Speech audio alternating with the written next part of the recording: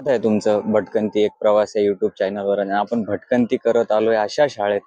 हे शाळेचं नाही, इथं नंदनवन आहे, शिक्षणाचं नंदनवन. किती सुंदर फुललंय, आकर्षक. जशी आपल्याला एखादी फुललेली बाग सुंदर वाटते, तसंच ही शाळा अगदी अशी सुंदर फुललेली आहे. तुम्ही बघू शकता हा शाळेचा परिसर. आणि शाळेत प्रवेश केल्यानंतरच डोळ्यांना अशी आकर्षक वाटणारी ही शाळा. तर आज आपण या शाळेबद्दल, हे शाळेचं काय रहस्य, हे कशातून यांनी हे सगळं निर्माण केलंय, याविषयी आपण जाणून घेणार आहोत.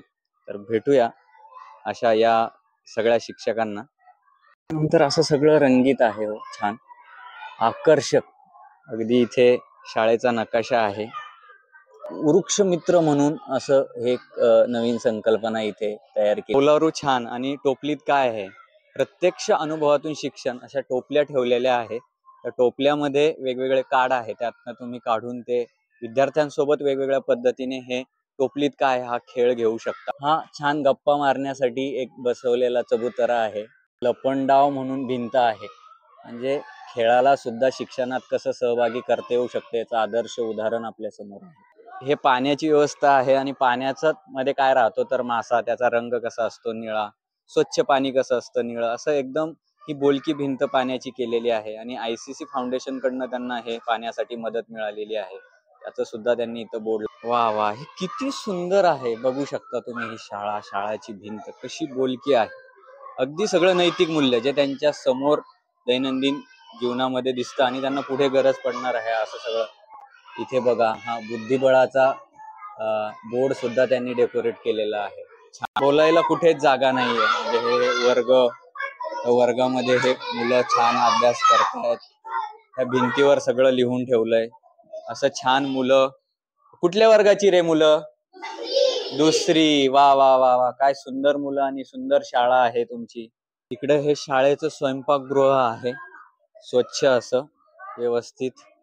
हा महाराष्ट्र राज्याचा नकाशा. त्यानंतर हे जे काही नैतिक मूल्यावर आधारित शिक्षण आहे, कारण याचा उद्देश असा आहे की शाळेत प्रवेश केल्यानंतर विद्यार्थी या बोलक्या भिंतींना पाहून शिकला पाहिजे. हा 5वीचा वर्ग आहे, त्याच्यामध्ये छान असं रंगीत आहे. म्हणजे मी माझ्या शाळेमध्ये बघितलेलं एकच चित्र, ते म्हणजे शरीरांचं अवयवाचं ते नाव आहे ते होतं. पण ह्या शाळेमध्ये जे वेगवेगळी बोलक्या भिंतीवर वेगवेगळी चित्र लावलेली आहेत. त्यानंतर इथे सुद्धा हे अशी आकर्षक माहिती लावलेली. वर्ग पहिलीचा आहे.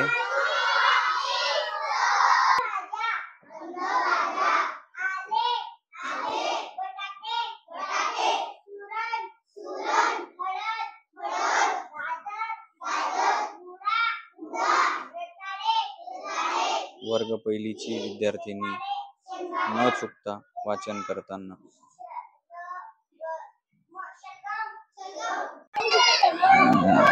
शाळेचं स्वच्छता खरंच स्वच्छ आहे. TR नुसार अंगणवाडी शाळेच्या आवारात असावी. याचा उद्देश असा आहे की इथला अंगणवाडीतला मुलगा जिल्हा परिषद शाळेत जेव्हा येईल त्यावेळेस त्याला तो तयार झालेला असेल. आणि अंगणवाडीत असताना त्याला कळेल की शाळेमध्ये काय मजा असते. म्हणून या शाळेचं वैशिष्ट्य असं की ह्या शाळेची अंगणवाडी जी आहे ती सुद्धा शाळेच्या आवारात आहे. म्हणजे तो मुलगा अंगणवाडीतला इथली गंमत बघतोय, जिल्हा परिषद शाळेमध्ये काय आहे, काय मिळतं, आणि त्याला शाळेची गोडी लागेल.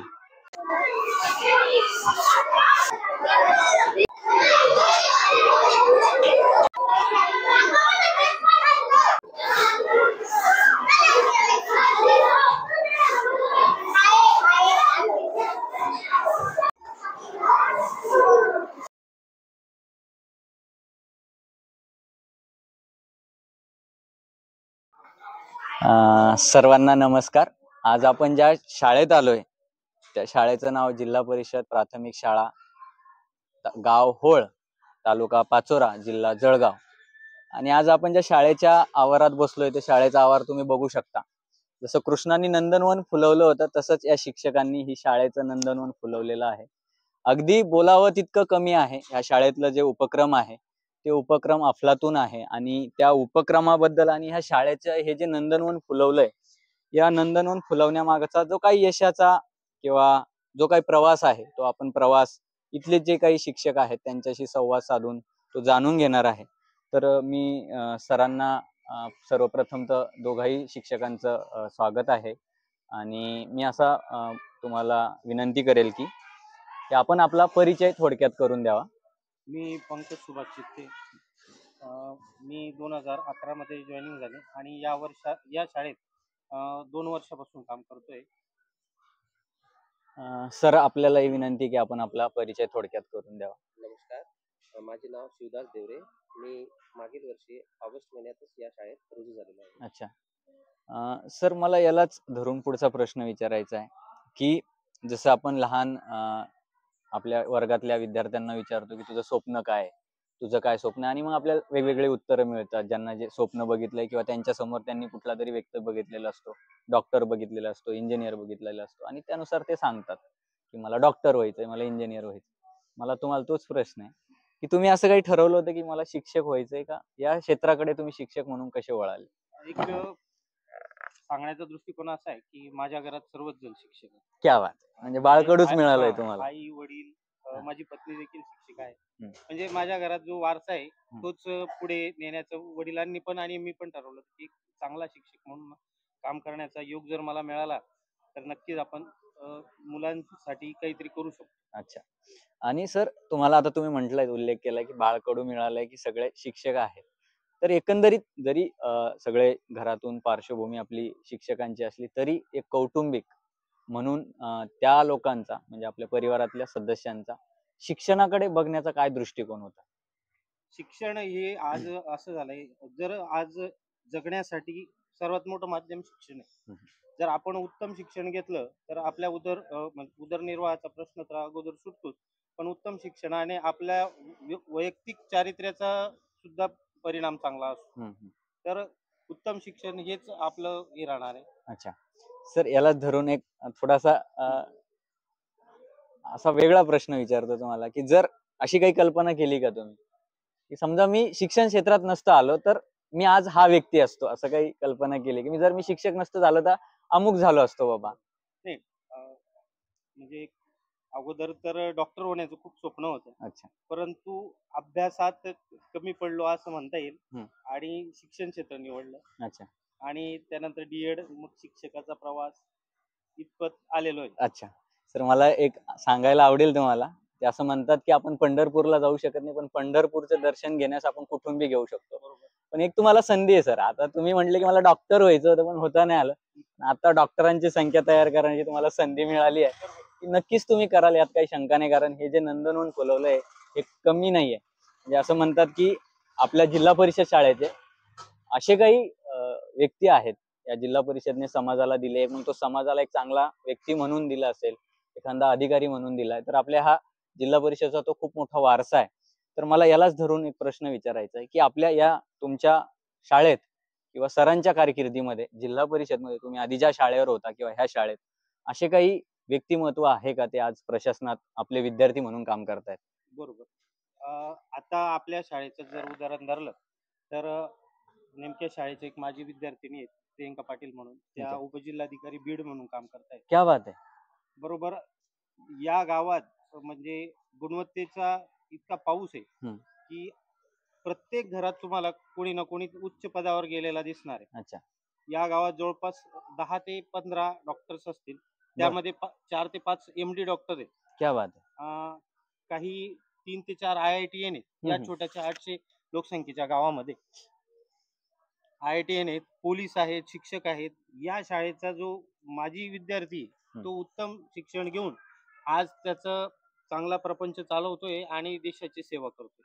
क्या बात आहे सर. तुम्ही जसं म्हणले की मला डॉक्टर व्हायचं होतं पण आता मी झालो नाही, आणि तुम्ही ऑलरेडी सांगितलं की आमच्या गावात 15-12 लोक जे MD डॉक्टर आहेत, आणि बरेचसे जसं की बीडच्या प्रियंका मॅडमचं सुद्धा तुम्ही उदाहरण दिलं की उपजिल्हाधिकारी म्हणून तिथे काम बघतायत. तर हा खूप मोठा वारसा आहे. आणि एका शिक्षकाला काय हवं असतं की आपल्या या सगळ्या कामाची पोचपावती म्हणजेच आपले विद्यार्थी कुठेतरी एवढ्या मोठ्या पदावर काम करतायत, आणि याचा आनंद आपण विकत नाही घेऊ शकत, तो अफलातून असतो. त्यालाच धरून मला असं विचारायचंय की हा तुमचा आतापर्यंतचा एक विद्यार्थी ते शिक्षक, त्यातल्या त्या 2 वर्ष तुम्ही शिक्षक सेवक म्हणून किंवा या सेवेत काम करतायत, या सगळ्या प्रवासात असा कुठला तरी एक क्षण असेल की तो क्षण तुम्ही आयुष्यभर विसरणार नाही. मग तो दुःखाचा असेल, आनंदाचा असेल, किंवा एखाद्या विद्यार्थी म्हणून तुमचा काहीतरी त्यांनी काम केलं असेल, तो एक आनंदाचा क्षण असा काही आयुष्यात घडलाय का? तो जर आम्हाला सांगितलं तर ऐकायला आवडेल. आनंदाचा क्षण या शाळेत ज्यावेळी रुजू झालो, या शाळेचा म्हणजे आख्यायिका होती की एकदम उत्तम शाळा, कामाचं स्वरूप इथे चांगलं आहे आणि जे शिक्षक इथे कष्ट करतील त्यांनाच इथे थरार आहे. कारण विद्यार्थ्यांची क्वालिटी जी इथे ती अतिशय उत्तम दर्जाची. इथे प्रत्येक शिक्षकाला उत्तम असं काम करावं लागतं. मला आनंद असा झाला, मी माझ्या नशिबाला चांगलं समजतो की मला होळ सारखी शाळा मिळाली आणि इथून मला खूप चांगला अनुभव मिळणार आहे, जो मी आयुष्यभर मला पुरणार आहे. क्या बात आहे सर, खरंच ते असं म्हणतात नाही, आपल्या इकडे जुना बोल आहे, संगत तसे गुण. तुम्हाला संगत चांगली भेटली आणि त्यानुसार त्या आयुष्यात पुढे माणसाला कळाटणी मिळत जाते आणि ते आयुष्य सुंदर होत जातं. मला जसं तुम्ही सर मला तुम्ही असं म्हटले की मला फार मी नशिबान समजतो की मला होळ शाळा मिळाली आहे. या होळ शाळेत सर तुम्ही जसा उल्लेख केला की होळ शाळा मला नशिबान समजतो की मला इथे नोकरी करण्याची संधी मिळाली. आम्हाला या शाळेचा सर प्रवास जाणून घ्यायचा. अगदी शाळा आधी कशी होती तुम्हाला जे माहिती आहे, की मी जसं ऐकले की 2 वर्ग होती, 35 पोरं होती आणि आज ती पटसंख्या फार पुढे गेली आहे. त्यानंतर वेगवेगळ्या माध्यमातून आम्हाला मदत मिळत गेली.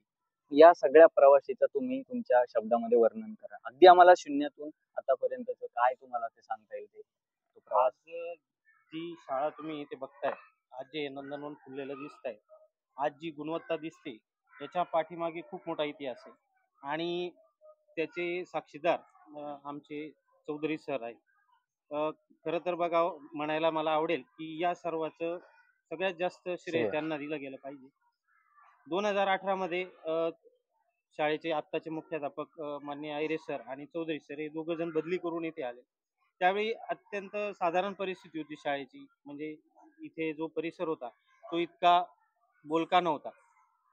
तर त्यांनी तेव्हापासून ठरवलं की आपल्याला जर कधी हे सगळं बदल करायचं असेल तर सर्वप्रथम प्रायोरिटी आपल्याला गुणवत्तेला दिली गेली. बरोबर. आणि गुणवत्ता जर आली तर या सर्व गोष्टी आपल्या शाळेमध्ये आपोआप येत असतात. लक्षात घ्या, अगोदर ज्या शाळेची पटसंख्या 35 होती ती आज 187 झाली. क्या बात आहे सर. कोरोनाच्या काळामध्ये 92 अशी पटसंख्या होती, आज ती 187. हा परिणाम गुणवत्तेमुळे दिसतो. गुणवत्तेच्या सातत्यामुळे लोकांनीही मदत करायला, काही संस्थांनीही मदत करायला आम्हाला मागे पुढे बघितलं. आणि विशेष म्हणजे या गावचे ग्रामपंचायत ही जी आमच्यासाठी कायम झटत असते. क्या बात. आणि गुणवत्तेमुळे पटसंख्या वाढली, पटसंख्येमुळे बालासारखा उपक्रम आमच्या शाळेत राबवण्यात आला आणि त्याच्यामुळे ही शाळा पूर्ण रंगीबेरंगी आज जी तुम्हाला दिसते, विद्यार्थ्यांना वाचनीय अशा गोष्टी प्रत्येक फळ्यावर दिसत आहेत. विद्यार्थी प्रत्येक ठिकाणी जाऊन आपला अभ्यास करू शकतो असं दिसते. याचं हे बाला उपक्रमामुळे आहे. आणि बाला उपक्रमात संपूर्ण शाळा आहे आणि त्यातल्या त्यात वृक्षारोपण, छोटी छोटी रोपं लावणे, जेणेकरून शाळा सुंदर झाली. यामुळे शाळेचा परिसर जो आहे तो बोलका झालेला आहे. पटसंख्या वाढीमागे गुणवत्ता हाच एक महत्वाचा भाग आहे. आणि गुणवत्ता पण ती पण कमी नाही.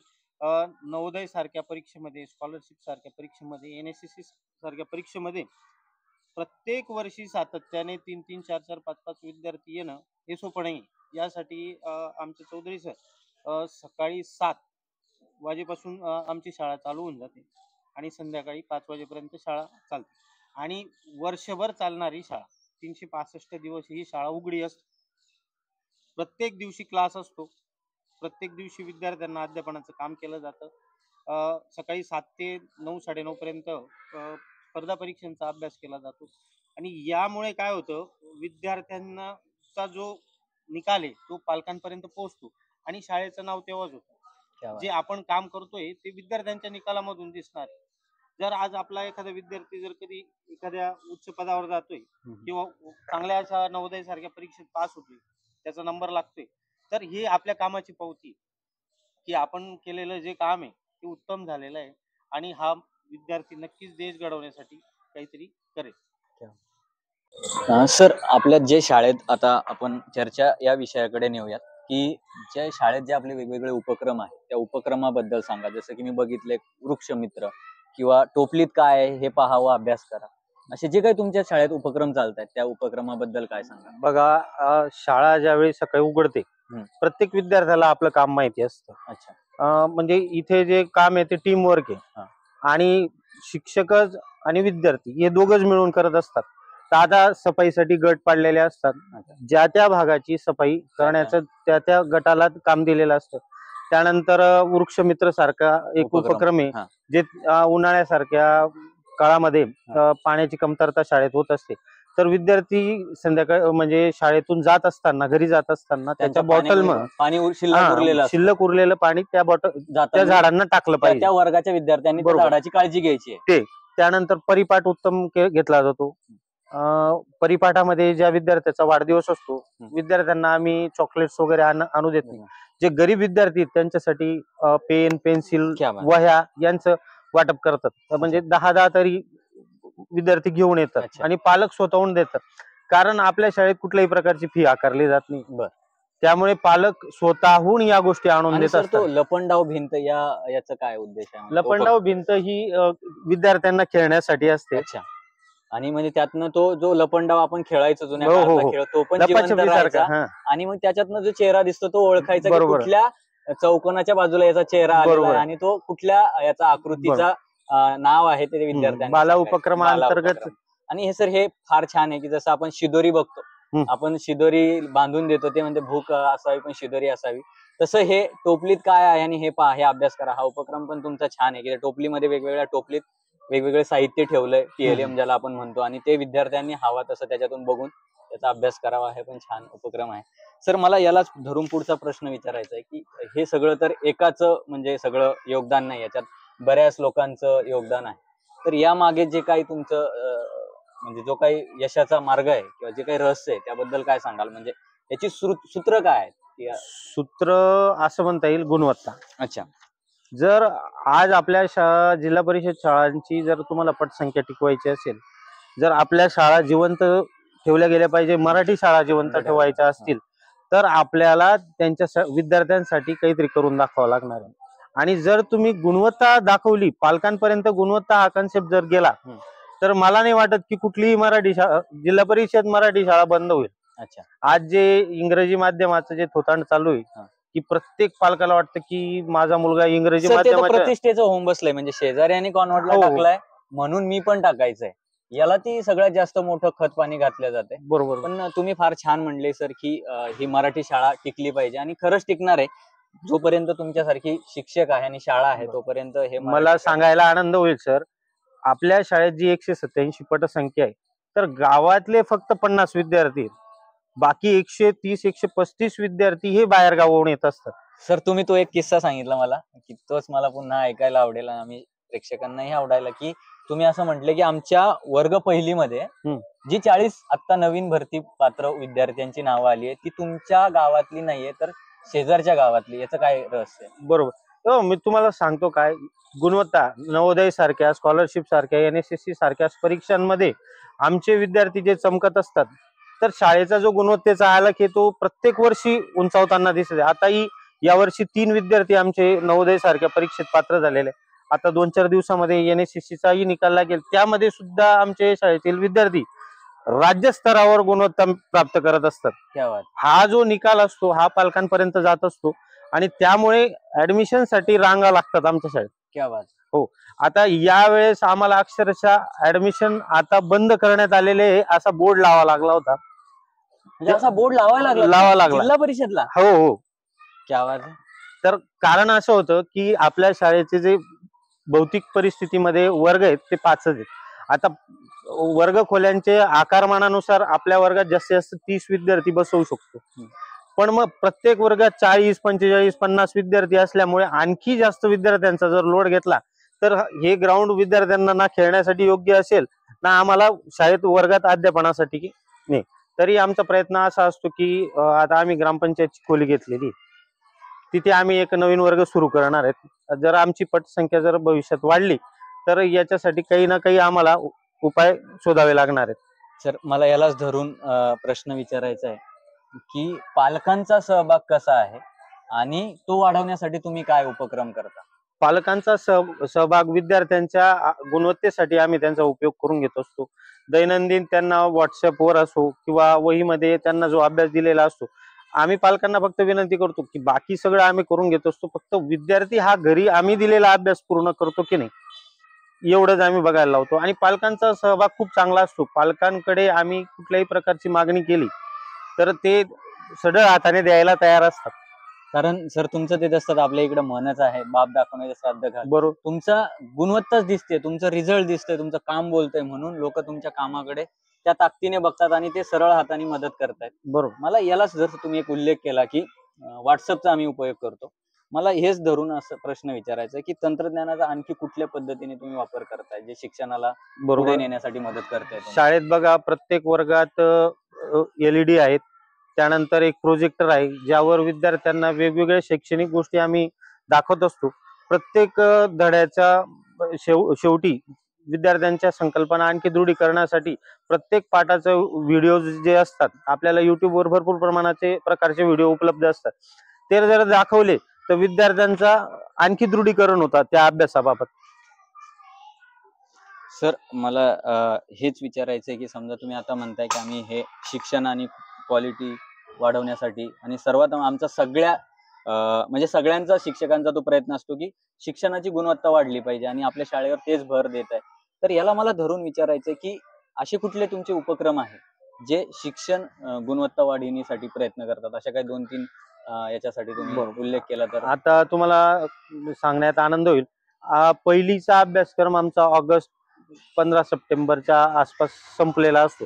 अभ्यासक्रम म्हणण्यापेक्षा जे त्यांना निष्पत्ती पाहिजे, आपल्याला विद्यार्थ्यांची त्यांच्याकडून जी निष्पत्ती पाहिजे ती त्या काळापर्यंत केली जाते. आणि तिथून दिवाळीच्या अगोदर आणि डिसेंबर महिन्यापर्यंत आमचं स्पर्धा परीक्षेचं अध्यापन जास्त प्रमाणात, कारण सर्व स्पर्धा परीक्षा या जानेवारी किंवा फेब्रुवारीच्या शेवटच्या आठवड्यात असतात. मग NSSC सारख्या परीक्षा असतील, नवोदय सारख्या असतील, स्कॉलरशिप सारख्या परीक्षा असतील, आम्ही तोही अभ्यासक्रम आमच्या शाळेमध्ये पूर्ण वेळ देऊन शिकवत असतो. आणि तुम्हाला सांगितलं की या सर्व गोष्टींचं श्रेय आमचे चौधरी सरांना जातं, जे सकाळी पूर्ण वेळ म्हणजे 7 ते 10 सकाळी क्लास असतो. 365 दिवस ते पूर्ण वेळ शाळेत थांबून असतात. ते विद्यार्थ्यांच्या गुणवत्तेवाढीसाठी नक्कीच हातभार लावतात. त्यांना या सर्व गोष्टीचं श्रेय दिलं गेलं पाहिजे. सकाळी 7 ते 10 क्लास होतो. त्यात विद्यार्थ्यांना वेगवेगळ्या स्पर्धा परीक्षांचं मार्गदर्शन घेतलं जातं. वेगवेगळे गणिताचे असतील, बुद्धिमत्तेचे असतील, कन्सेप्ट क्लिअर करण्यात येतात. त्यामुळे विद्यार्थी आज नाव कमवत आहेत आणि त्यांची गुणवत्ता वाढते. सर मला तुम्ही म्हटले की हे श्रेय सरांना दिलं पाहिजे, त्यालाच धरून प्रश्न विचारायचा आहे की टीम वर्क तुमचा कसा आहे आणि टीम वर्कची तुम्हाला कसा फायदा झाला आणि इतरांनी टीम वर्क कडे कसं बघितलं पाहिजे, याबद्दल काय सांगा? बघा, टीम वर्क असं असतं की प्रत्येकाने प्रत्येकाला साथ दिली गेली पाहिजे. आता सर्वच काम जर कधी सांगण्यानुसार जर चौधरी सरांनीच केलं तर मग आमचा काय उपयोग?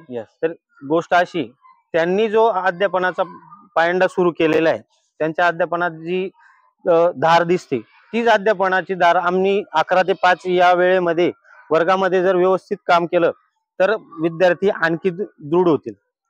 आणि सर्वजण आम्ही त्याच पद्धतीने काम करत असतो. टीम वर्क असल्यामुळे बघा, आमची शाळा माझी शाळा मुख्यमंत्री शाळेमध्ये तालुक्यात मागच्या वर्षी पहिल्यांदा प्रथम क्रमांक आला. यावर्षी जिल्ह्यात प्रथम क्रमांक आला. जिल्ह्यात प्रथम क्रमांक आलेला आहे. कुठल्याही गोष्टीमध्ये आम्ही टीम वर्कच असतं. मुख्याध्यापक कागदोपत्री काम आमच्यावर थोपवत नाही. मुख्याध्यापक स्वतः त्यांचं काम, आम्ही फक्त जे वर्गाच्या बाबतीतले जे काही अध्यापनासंदर्भात जे काही कागदपत्र लागत असतील तेवढंच आम्ही बनवत असतो. हे सर्व काम मुख्याध्यापक करून घेतात. त्यामुळे आम्हाला जो पूर्ण वेळ मिळतो तो अध्यापनासाठी आम्हाला मिळत असतो. क्या बात आहे, क्या सर, खरंच तुमचं करावं तेवढं कौतुक कमी आहे. मला आता काही असे 2-4 प्रश्न विचारायचे. तुमच्याकडे एक माणूस म्हणून, एक शिक्षक म्हणून त्याच्यावर तुमचं काय मत आहे हे मला थोडक्यात जाणून घ्यायचंय. तर माझा पहिला प्रश्न असा आहे की तुम्हाला आतापर्यंत एक तुमच्या शिक्षणाचा प्रवास एक विद्यार्थी म्हणून आणि आतापर्यंत शिक्षक म्हणून तुम्हाला कळलेलं शिक्षणाची व्याख्या काय? बरोबर. बघा, शिक्षण घेऊन आम्ही शिक्षक झालेलो आहे, बरोबर. शिक्षकाचं काम जर आम्ही इमाने इतबारे केलं तर नक्कीच आज आपल्याला देश घडवण्यासाठी शिक्षक हा खूप मोठा हे असतो. शिक्षकाचं जे उदर असतं तिथून अनेक मोठमोठे लोक निर्माण होणारे असतात. जे अगोदर बोलले तुम्ही की शाळेच्या इतिहासात अनेक डॉक्टर झाले, इंजिनियर झाले, काही शिक्षक झाले, पोलीस झाले, या सर्व गोष्टी शिक्षक घडवू शकतो. शिक्षक हा समाज बदलवण्याचा एक माध्यम असतं. Yes. तर शिक्षक म्हणून माझी जी नीतिमत्ता आहे की विद्यार्थ्यांना, जर माझ्या स्वतःच्या मुलांना मी जेवढं प्रेम करतो तेवढं जर कधी मी माझ्या शाळेतल्या क्या मुलांना बात जर आहे. कधी लावलं तर नक्कीच ते मुलं माझ्या जवळ येऊन मला सगळ्या गोष्टी सांगतील. मी त्यांना अध्यापन करण्यास मलाही सोपं होईल आणि मी सांगितलेल्या गोष्टी ते नक्की आत्मसात करतील. नक्की सर, आपण जसं म्हटलं की जो शाळेतला विद्यार्थी तो आपला मुलगा म्हणून जर शिकवलं तर ते प्रश्न फरक पडतो. जसं की एखाद्या ठिकाणचा फॅन चालू राहिल्यावर आपल्याला फरक पडत नाही, पण स्वतःचा फॅन बरोबर. चालू राहिला की आपण तो आवर्जून काळजीपूर्वक बंद करतो. हेच तसंच उदाहरण आहे सर, आणि तुम्ही ते सांगतायत. मला यालाच धरून एक शिक्षक म्हणून तुम्ही या प्रकरणाकडे, प्रकरण असं आहे सर सध्या महाराष्ट्रामध्ये, जे छत्रपती संभाजीनगरमध्ये औरंगजेबची कबर आहे, त्या कबरेवरती जे राजकारण चालू आहे, आणि त्या राजकारणावरून किंवा जो काही विषय चालू आहे त्या विषयावरून आपण जे गदारोळ झाला नागपूरमध्ये ते बघतोय. बरोबर. एक इतिहास प्रेमी म्हणून, एक शिक्षक म्हणून, एक माणूस म्हणून तुम्ही या प्रकरणाकडे काय बघता आणि तुमचं याच्यावर काय मत आहे? माझं मत असं आहे, इतिहास हा बघण्यासारखा असतो. म्हणजे आपण चित्रपटात बघतो, पुस्तकात वाचतो, इथूनच आपल्याला इतिहास, आपण त्या काळात तर जाऊ नाही शकत, बरोबर. पण त्या काळाचं एक मूर्त स्वरूप म्हणून आज लेण्या आहेत, किल्ले आहेत, या कबरी आहेत, या असल्या पाहिजे माझ्या मते. औरंगजेब व्यक्ती म्हणून कसा होता हे तर आपण अभ्यास केल्यावरच जास्त सांगू जास्त शकतो. कळेल आपल्याला. बरोबर. माझा त्या संदर्भातला अभ्यास खूप कमी आहे. पण जर कधी आज शिवाजी महाराजांनी केलेलं कार्य किंवा संभाजी महाराजांनी केलेलं कार्य जर आपल्याला डोळ्यासमोर बघायचं असेल तर ती कबर आपल्याला दिसली पाहिजे. मी या मताचा आहे. हे माझं वैयक्तिक मत.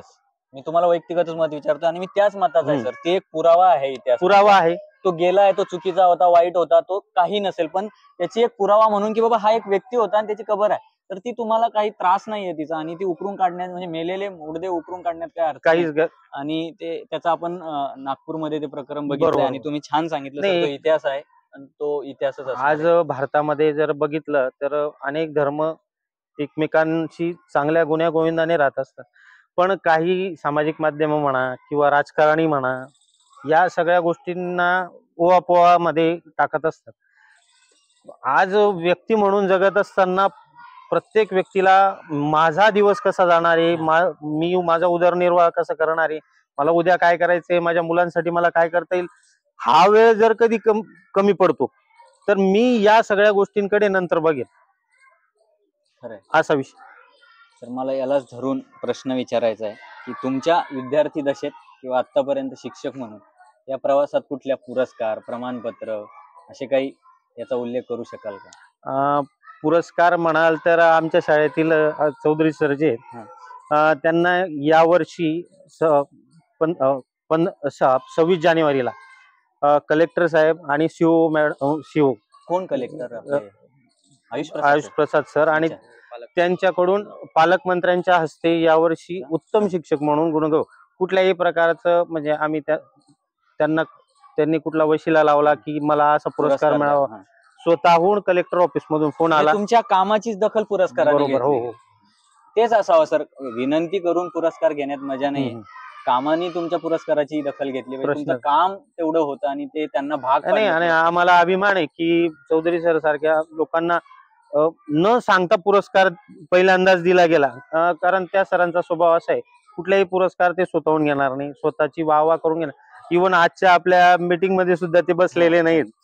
खरं कार्यक्रम म्हणजे या सर्व गोष्टींचे हकदार ते आहेत, परंतु ते समोर आलेले नाहीत, याच्यावरूनच तुम्ही समजू शकता.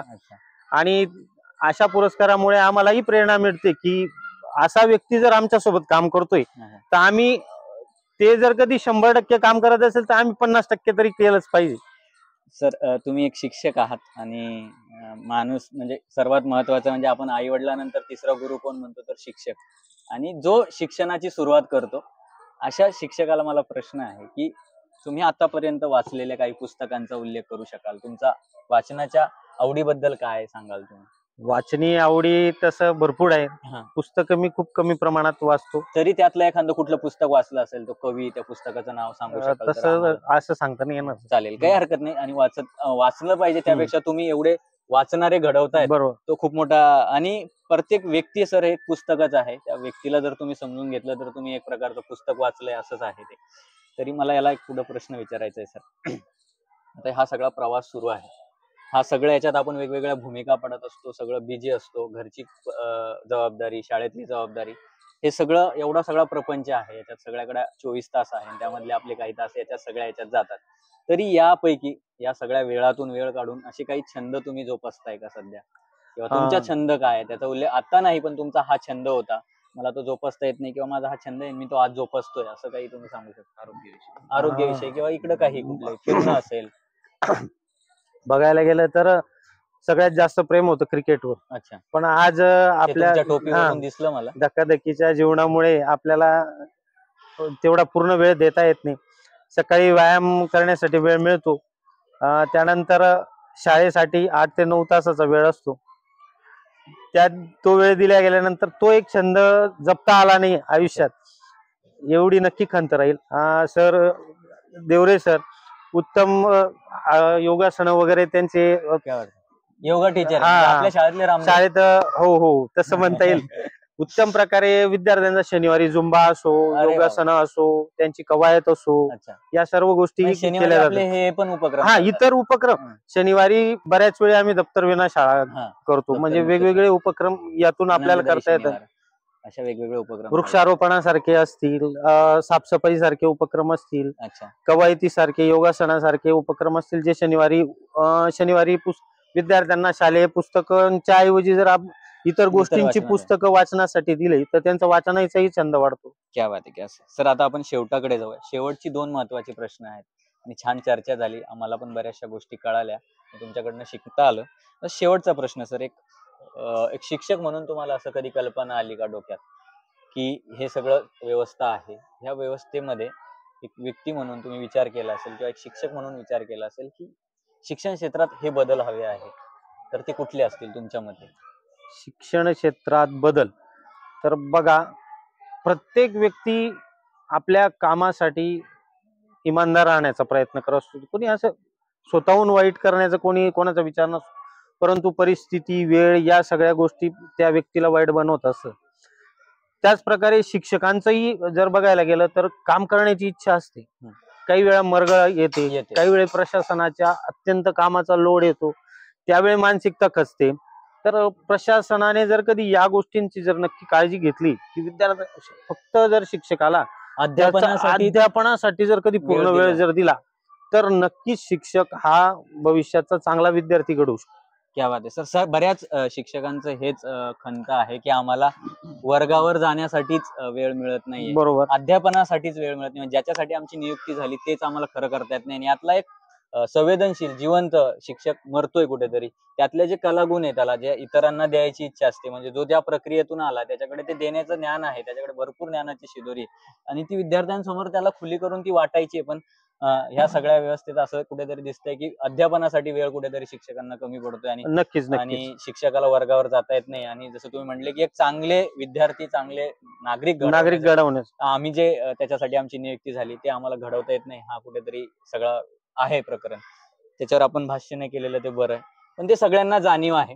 तर शेवटचा प्रश्न, अगदी मी असं म्हणेल, तुम्ही काम करताय, शहर काम करतायत आणि जसं म्हणतात की लोखंडाला परिसाचा स्पर्श झाला की त्याचं सोनं होतं, अगदी जसं तुम्ही उल्लेख केला की मी फार नशीबवान आहे की मला होळ सारखी शाळा मिळाली. आणि आता तुमच्या जिथे कुठे बदली होईल ती तुमच्याकडे एक छोटीच फुल ना फुलाची पाकळी ती ऊर्जा राहील की नाही यार, मी होळच्या शाळेत शिकलोय आणि मला तिथे असा सगळा कर्मचारी सहकारी लाभले होते आणि त्यातनं मला कायम शिकवण्याचा प्रयत्न असतो. तर मला तेच विचारायचं की आता येणाऱ्या काळासाठी किंवा जे शिक्षक, ते नवीन असतील किंवा जुने शिक्षक असतील, तुमचा एक स्वतःतला जिवंत शिक्षक, त्यांना काय सल्ला देऊ इच्छितोय की त्यांनी हे काम करावं, किंवा तो कुठला सल्ला असेल ज्यातनं शिक्षण क्षेत्र पुढे जाईल? बघा, तुमच्या मते तो कुठला सल्ला? शिक्षण क्षेत्रात जर पुढे जायचं असेल तर आज शिक्षक म्हणून माझं एकच म्हणणं आहे, आपला विद्यार्थी बोलका असला पाहिजे. आपला विद्यार्थी हाच आपल्या गावाला आपला आरसा दाखवत असतो की माझी शाळा कशी. कुठल्याही पालकाने जर कधी त्याच्या विद्यार्थ्यांमध्ये जे वर्तन बदल आहे, अध्ययनात त्याचे बदल जर दिसत गेले, त्याला चांगले बदल दिसत गेले, तर नक्कीच त्या पालकाला आनंद होत असतो की नाही, माझा मुलगा या शाळेत उत्तम काम करतोय किंवा उत्तम इथे अध्यापन केलं जातंय. तर या सगळ्या गोष्टी इम्पॅक्ट करतात. जर माझं काम चांगलं असेल तर माझा विद्यार्थी चांगला असेल. मी एवढं कामच बोलतो, म्हणजे तुमचं काम असेल तर तुमचा विद्यार्थी बोलणार, तो सगळ्या पुढे जाईल. स्वतः ही साखळी सर, बरोबर. ही साखळी कनेक्ट होत जाते पुढे, आणि एकदा का तुम्ही ही साखळी जोडायला लागले तर तुमची साखळी चांगली मजबूत होणे हे याच्यात काही वाद नाही. छान चर्चा झाल्या सर. फार तुमचं अफलातून सगळं होळ शाळेचं करावं तेवढं कौतुक कमी आहे, कारण कामच तेवढं भयानक आहे, अफलातून आहे, किती सुंदर आहे असं म्हणू शकतो मी. आणि हे तुम्ही काम असंच ठेवावं चालू. डॉक्टर बाबासाहेब आंबेडकर फार छान म्हणतात, शिक्षण हे वाघिणीचं दूध आहे, जो कोणी प्राशन करेल तो गुरगुरल्याशिवाय राहणार नाही. नक्कीच नक्कीच. जसं तुमचं काम बोलतोय, तुमचा आत्मविश्वास बोलतोय, तसं हे शिक्षणाचं बाळकडू तुम्ही या शिक्षक विद्यार्थ्यांना देताय, आणि ते 100% चांगल्या पद्धतीने समाजात जी ताकद त्यांना मिळणार आहे शिक्षणामुळे, चूकला चूक आणि बरोबरला बरोबर म्हणण्याची, ते 100% ते गुरगुरल्याशिवाय राहणार नाही. हा डॉक्टर बाबासाहेब आंबेडकरांचा थॉट आणि सावित्रीबाई फुले आणि महात्मा ज्योतिराव फुले यांचा वारसा तुम्ही खऱ्या अर्थाने पुढे घेऊन जाताय. आणि खरं सर, तो आपल्याकडे बोल आहे की एक शिक्षक हा समाज घडवत असतो, कारण एक विद्यार्थ्याची जी सुरुवात होते ती शिक्षण आहे. शिक्षणात आई वडील आणि अन्न वस्त्र निवारानंतर सर्वात महत्वाचं काय असेल तर शिक्षण आहे. ते शिक्षणामुळेच त्याला चांगलं कसं राहायचं, चांगलं कसं बोलायचं, कुणाचा आदर करायचा, या सगळ्या गोष्टी या आवारात त्याला मिळतं. आणि आपण असं तो पण म्हणतो संगतीचा सर, जशी संगत तशी गुण मिळतात. आणि एका विद्यार्थ्याचं जे जिथे जन्म होतो आणि जिथे मृत्यू होतो, हा सगळा जो प्रवास आहे, त्याच्या आजूबाजूचं जे वातावरण आहे ते त्याच्या आयुष्यावर प्रत्यक्ष फार परिणाम करतं. आणि त्याच्या बाजूला जर चांगलं वातावरण असेल तर तो चांगलाच त्याच्यातनं चांगलंच उगणार आहे. नक्कीच. ह्या सगळ्या याच्यासाठी तुमचे करावं तेवढं कौतुक कमी आहे. आणि मी माझ्या छोट्या तोंडी तुम्हाला सगळ्यांना असं म्हणेल की हा सगळा वारसा तुम्ही पुढे घेऊन जा. नक्कीच आपल्याला एक माणूस म्हणून, एक शिक्षक म्हणून जे काही चांगलं करता यावं ते चांगलं पेरण्यासाठी पुढील शिक्षक सेवेसाठी खूप खूप शुभेच्छा. धन्यवाद.